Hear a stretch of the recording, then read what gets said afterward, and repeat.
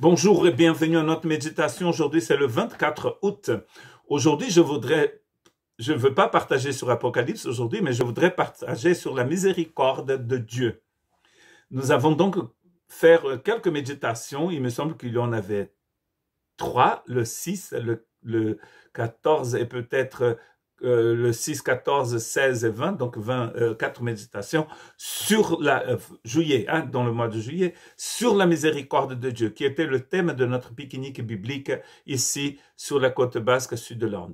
Et aujourd'hui, nous aurons notre dernière pique-nique biblique de l'été, et je voudrais donc partager avec eux et avec vous sur la miséricorde de Dieu. C'est-à-dire continuer, on finit jamais, de méditer sur cette miséricorde. Et maintenant que nous avons vu la miséricorde de Dieu pour nous hier, aujourd'hui et demain, nous pouvons voir la miséricorde de Dieu en action dans notre vie.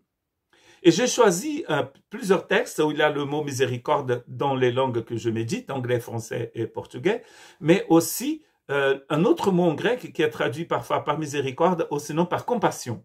Dans Luc chapitre 6, verset 36, « Soyez donc miséricordieux comme votre Père est miséricordieux ». Ici, c'est l'autre mot que parfois est traduit comme compassion. Donc, c'est un ordre, soyez miséricordieux.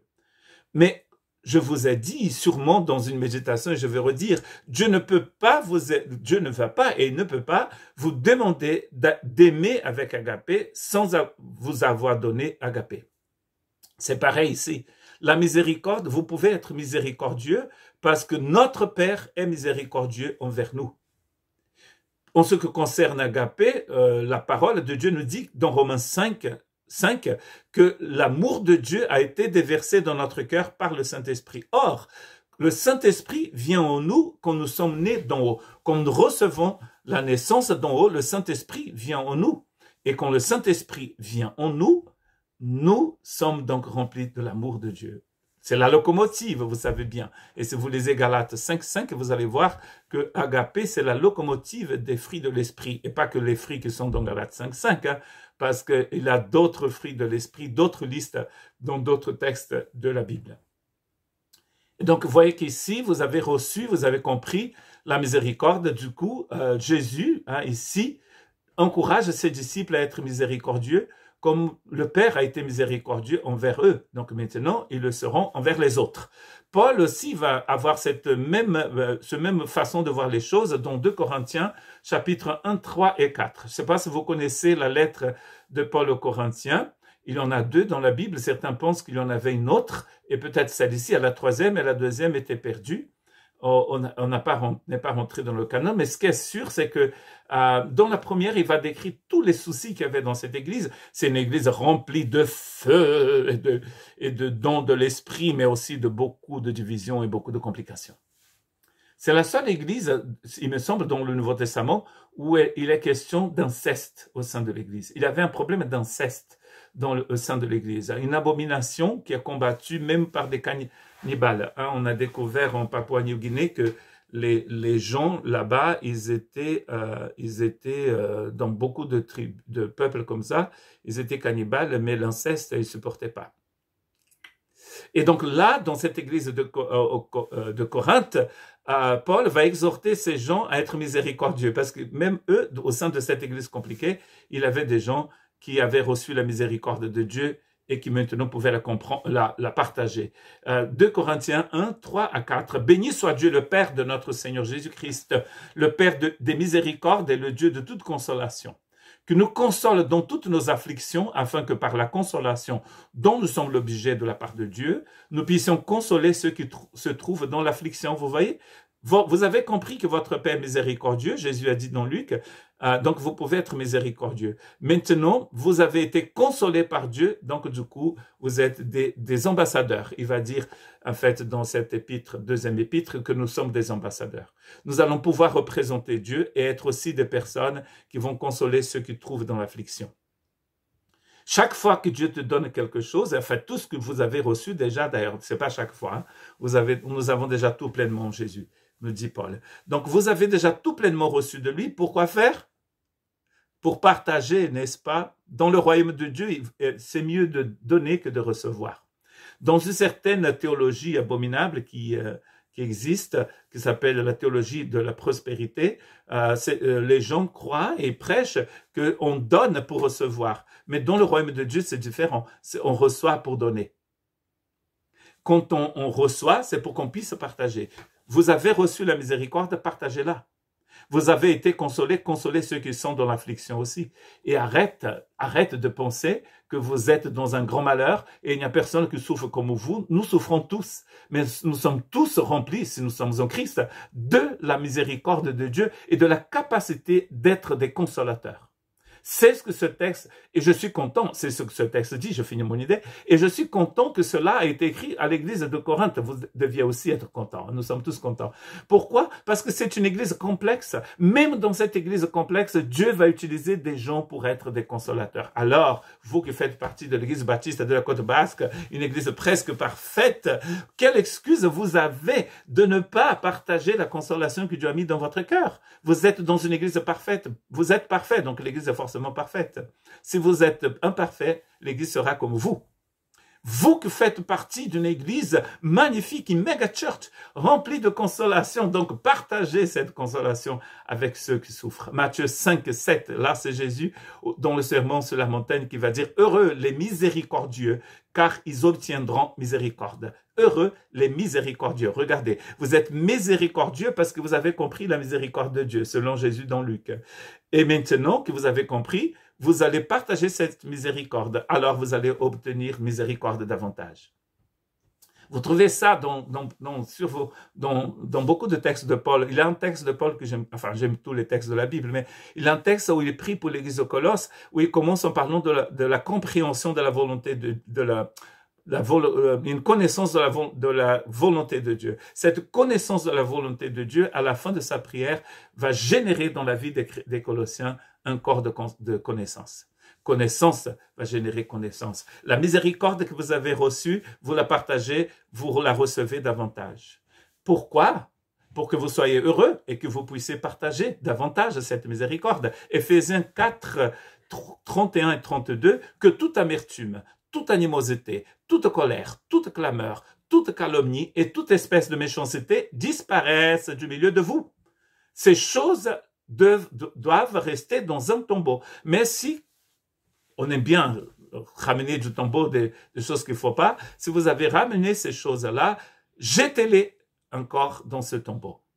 Qui partent en enfer, ces choses, qui divisent les églises, qui causent du malheur dans la vie des gens. Soyez bons, il dit, les uns envers les autres. Et là, nous devons être compatissants.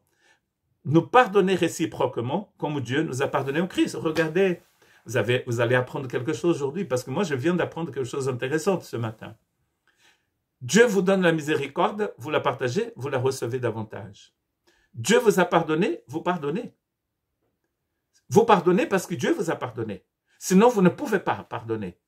Dieu vous a aimé d'un amour éternel, vous pouvez aimer les gens du même amour. Même amour. Vous ne pouvez pas aimer quelqu'un avec agapé sans l'avoir reçu. Et la seule façon de recevoir agapé, c'est par la nouvelle naissance, par une naissance d'en haut. C'est facile de comprendre tout ça, parce que la naissance d'en haut, c'est une naissance divine. Nicodème était religieux, il pensait que ça suffisait, mais ça ne suffisait pas. Le fait même qu'il aille voir Jésus de nuit, c'est montrer qu'il n'était pas content, il n'était pas heureux. Et Jésus ne va pas lui donner une liste d'avantages, comme les pharisiens connaissaient les listes. Hein. Jésus ne va pas dire « Oh, voici encore une liste longue ». Non, Jésus dit « Si tu n'es pas né d'en haut, tu ne peux pas rentrer dans mon royaume ». Né d'en haut, c'est de recevoir la vie de Dieu. La vie que vous avez sur cette planète, elle a été reçue de vos ancêtres, n'est-ce pas? Vous avez les gènes de vos ancêtres. Là, Dieu vous donne les gènes du Saint-Esprit. La vie éternelle, c'est autre chose et ça vous transforme. Et du coup, vous n'aurez besoin de rien d'autre que de la vie de Dieu. Plus vous marchez avec Jésus, plus il va changer votre vie. C'est ce qu'il est en train de faire dans la vie de nous tous. Donc ici, il dit qu'il faut jeter des choses. Dans Colossiens, donc là, j'étais dans Éphésiens, si vous voulez relire chez vous, Éphésiens 4, 31-32. Débarrassez-vous de ces choses, animosité, colère, clameur, calomnie. Il a des chrétiens qui aiment bien crier, hein, qui crient les uns, crier les uns envers les autres. Non, c'est pas écrit ça. Il faut jeter ces choses, ça ne sert à rien. Les clameurs, les calomnies, ça ne produit rien du tout. Les méchancetés, tout ça doit disparaître. Par contre, la miséricorde, elle doit être là. Et donc, Colossiens, c'est pas des choses qu'il faut se débarrasser. C'est un vêtement qu'il faut mettre. Donc, Colossiens 3, 12, 14. Ainsi donc, comme des élus de Dieu, saints, bien-aimés, revêtez-vous de tout sentiment de compassion, de bonté, de sentiment d'humilité, de sentiment de douceur, de sentiment de patience. Supportez-vous les uns les autres, soyez des supports les uns pour les autres. Si l'un a le sujet de se plaindre de l'autre, pardonnez-vous réciproquement, de même que Christ vous a pardonné. Christ vous a donné l'amour, vous pouvez aimer. Christ a été miséricordieux envers vous, vous pouvez être miséricordieux. Christ vous a pardonné, il dit cela dans Éphésiens et aussi ici dans Colossiens. Deux lettres qui sont très proches. Christ en vous, vous en Christ. Christ en vous dans Colossiens, vous en Christ dans Éphésiens. Deux lettres écrites à la même époque, depuis la prison à Rome, pour des églises très différentes. Une église en Asie mineure et une autre église, toutes les deux en Asie mineure. De même que Christ vous a pardonné, pardonnez-vous aussi. Mais par-dessus toutes ces choses, revêtez-vous de quoi?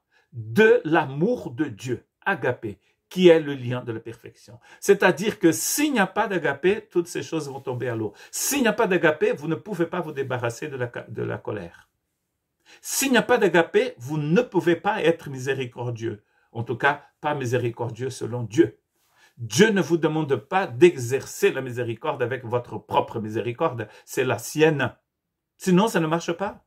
Dans le royaume de Dieu, le feu étranger, comme celui de l'Ancien Testament, dans l'histoire où les prêtres sont rentrés avec leur propre feu dans le lieu saint, qu'est-ce qui s'est passé quand ils sont rentrés dans le lieu saint avec le feu qu'ils avaient fait eux-mêmes? Ils sont morts. Dieu n'a pas besoin de ton feu. C'est le sien qu'il utilise en toi. Capiche? Il faut que je capite, que je puisse comprendre aussi. Thessaloniciens, c'est mon avant-dernier texte. 1 Thessaloniciens, chapitre 5, versets 14 et 15. Nous vous en prions aussi, frères, avertissez ceux qui vivent dans la débauche, dans le désordre. Consolez ceux qui sont abattus, parce que si vous mettez des charges encore sur ceux qui sont abattus, alors là, ils seront morts. Supportez les faibles, usez de patience envers tous. Prenez garde que personne ne rende à autrui le mal pour le mal, mais recherchez toujours le bien, soit entre vous, soit envers vous tous. Donc vous voyez, Colossiens, Thessaloniciens, Éphésiens donnent tous la même exhortation. Être compatissants les uns envers les autres, comme Christ a été compatissant. Et finalement, j'ai choisi un texte, 1 Pierre qui commence comme ça, enfin. 1 Pierre 3, 8, 9 dit ceci, enfin, soyez tous animés de même pensée et de même sentiment, plein d'amour fraternel, très intéressant. Ici, il n'utilise pas agapé, il utilise philéa, amour fraternel, plein de compassion, plein d'humilité. Ne rendez point mal pour mal, ou injure pour injure. Bénissez au contraire, car c'est à cela que vous avez été appelés afin d'hériter la bénédiction. Vous voyez un peu comment ça marche? Vous voulez être béni, donc vous devez bénir. Parce que si vous maudissez, vous ne pouvez pas être béni. Il n'y a pas de ténèbres en Dieu. Dieu est lumière du début à la fin. Donc, soyez tous animés du même sentiment. C'est l'exhortation de Pierre, aux chrétiens. Et c'est l'exhortation du Saint-Esprit pour nous tous aujourd'hui, remplis de compassion, remplis de miséricorde. Que Dieu vous bénisse.